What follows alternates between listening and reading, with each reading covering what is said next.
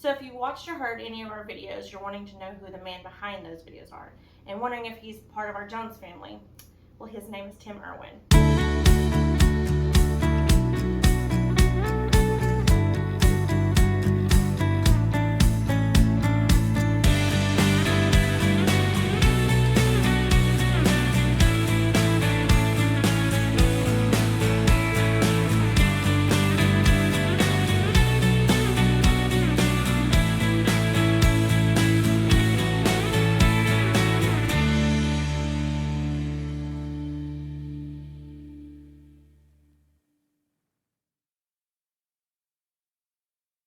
Tim?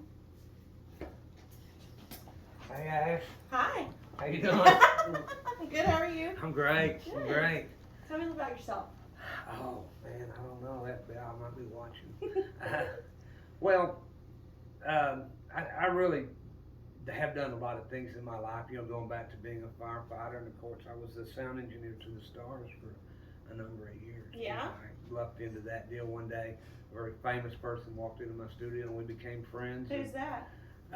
It's actually Tanya Tucker. Oh. Yeah, her and I stole a horse together one night. I'll tell you that story someday. And we just became fast friends. And now Right. we're like brother and sister. And but she took me to so many places. I produced George Jones. I actually did the very last recording of Porter Wagner. The very last one that he ever did, I got to do that one. Did so, you? Yeah, she took me to a lot of really great places, but I don't do that anymore because, I love my wife and I like to stay married. And it's hard to do that, to be in that Yeah. life, So, I also hold a couple of U.S. patents. The one I'm most proud of is the Outdoor Mobile Grill, which the military gave the acronym OMG because they deploy it. The first time it was ever deployed in a natural disaster was in Hurricane Sandy, and has been a part of every natural disaster ever since then in the United States.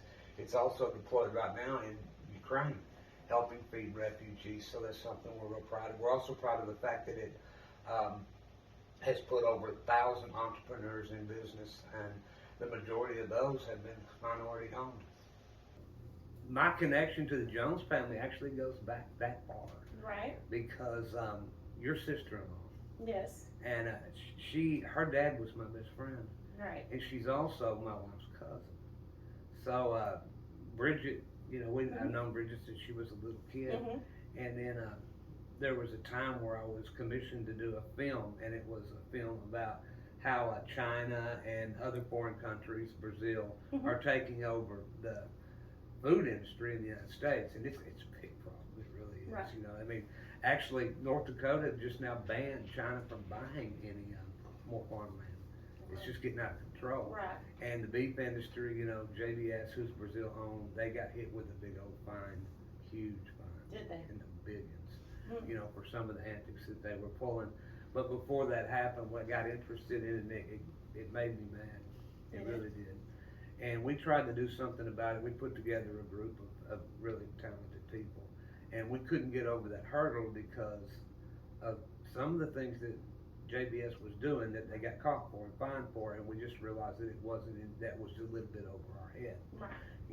But as you know, nothing's over God's head. Right. And we feel like he had a better plan for it. And I got a call from your brother one day and said, hey, how can we help with this? What can we do with this? Right. And then we came out and I met your grandpa. And he had the same conspiracy tin hat theories I did, that they were taking over our country. They couldn't take over our country because we have too many guns. Right. And we know from history that an armed public cannot be taken over. We learned that in Vietnam, and Ukraine is showing people right now. The public's armed, you can't take them over. But you can starve them. And it kind of looks like that's what they were doing. So when we came out and we, and it was really more than just me, you met my daughters. Right. They're super talented. They are.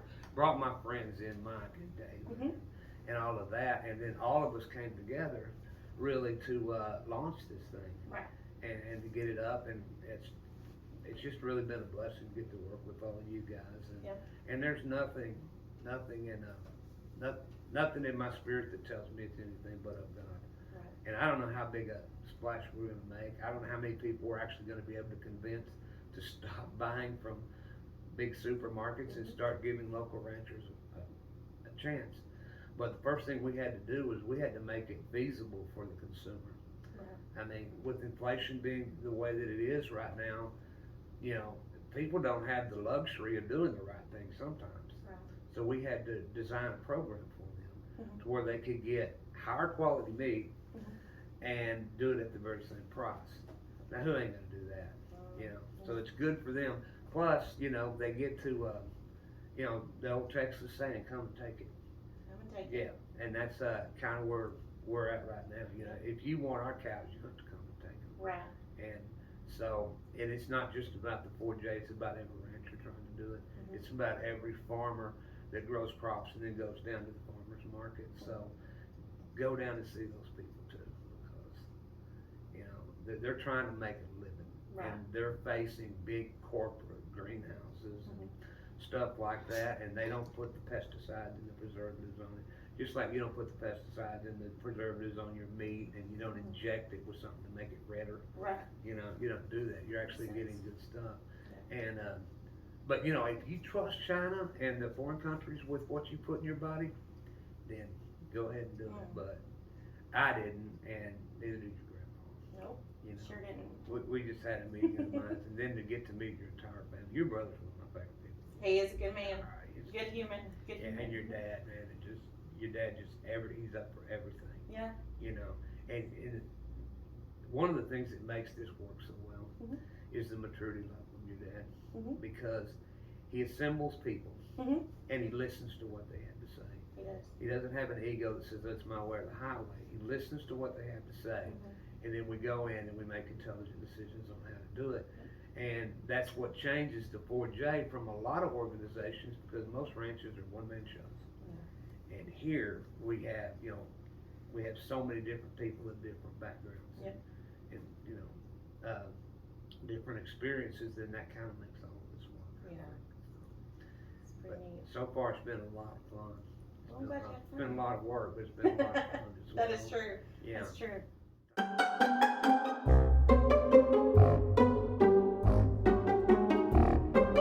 Okay, well, bloopers. We got bloopers. Bloopers for days. Okay.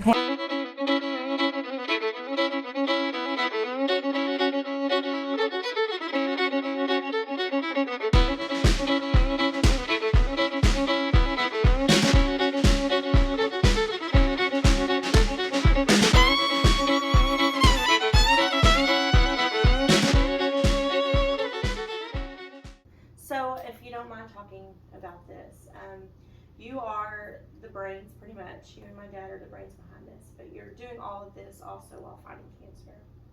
Can you talk about that a little bit? Yeah, I'm not prepared to talk about it, but you know, Ashley, and maybe this is out there for somebody, I feel like the cancer is not what kills you as much as the diagnosis does. That's true. You know, because when you get the diagnosis, you just want to shut down and let everything go. But I was convinced very, very early that if I was on this earth, it's only for one reason, and that was to serve the living God. And if I'm done serving it, he'll take me. Yeah. But he didn't take me, so I'm still here to serve it. And that's part of it. And, you know, and and I will go, you know, as many hours as I can go, and then I'll rest a little bit, and then I'm right back at it after everybody else goes to bed. But you have so much energy. It's a mission. Ball of fire. It's because I believe in what we're doing. Yeah. You know. You never stop. Well, and it is because I really do have a passion for putting Texas beef back in Texas hands. And the fact that, you know, there are predictions that there won't be any cattle in Texas in 20 years. I still plan to be here. Right. Okay. Good. And when I'm here in 20 years, I'm gonna look out my window and I'm gonna see cattle. You know, they're not taking this from us. They're not. And I do believe that the people out there, the general public, they feel the same way I do. But you know, actually, they can't move cows into their yard. The HOH ain't gonna let that happen. You know, what can they do? They can support you guys the same way we're doing. Yeah. You know, and that's really my only association with it. It's Mike's, it's David's, it's Tabitha's, it's Kimberly's. You know, Everybody comes out here for a mission. Yeah. Addie's, my grandkids, We love everyone. her. Yeah, it's a merging of really two families here. They come together and we do everything we can to help because we believe in it. We love y'all. Yeah. But it's really the mission. I And believe it's about that, and I hope more people get on board with the mission. And you know, you don't buy meat from 4J, buy it from another local rancher, and buy your produce from them too. Yeah. You know, support those operations because they're the only thing between us and China just coming in here and starving us. And if you don't think that's a thing, look at China. Yeah. And look at North Korea. That's how they do it. Right. You know, they basically starve them because, you know, I know y'all probably have 180 guns in this house, but There's a bunch of them. if they starved you, you'd trade them all for a cheeseburger, and they know it.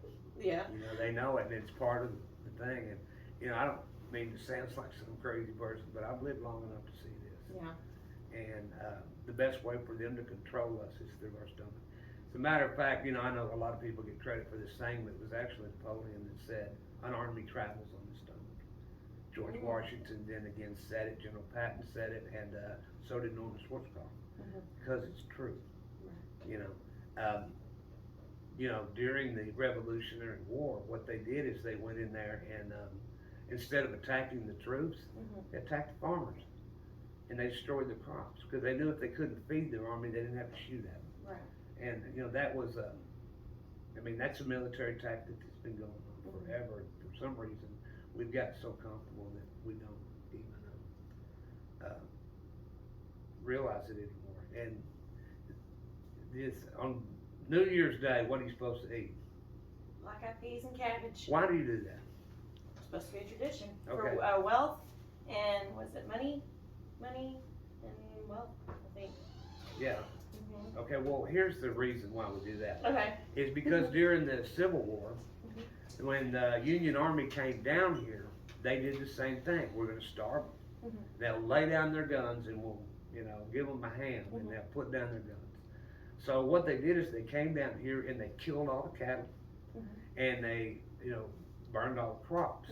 The two things that they didn't mess with was black-eyed peas and cabbage, and the reason is because that wasn't for human consumption, that was to feed animals. Oh. Still up north, black-eyed peas are animal food. So they didn't destroy them, so the Southerners just started eating them, and that's why we consider it lucky today. Nice. Just because of that. Learn something new every day. And if we don't want to eat cattle food now, again, we're going to have to start raising cattle. Yeah. And we're going to have to start raising hogs, and we're going to have to start raising tomatoes, and we're going to have to keep that going. Right now, we have a very strong infrastructure in Texas, and especially through the Midwest, of farmers and ranchers that are doing this. 5 years from now, if we let this trend go, we're not going to. And so that's my conspiracy theory for the day. Well, Yeah. thank you for coming by. You don't talk about Hunter Biden's laptop because I'm so tired of hearing it. Tired of it. Thank you. Well, thank you. You've heard it from the man, the myth, and the legend, Tim Erwin.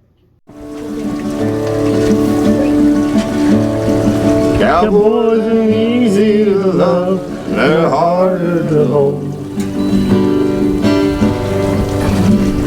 I'd rather give you a song than diamonds and gold. Lone Star belt buckles and old faded Levi's, and each night begins a new day. Don't understand them, they don't die young, probably just right away.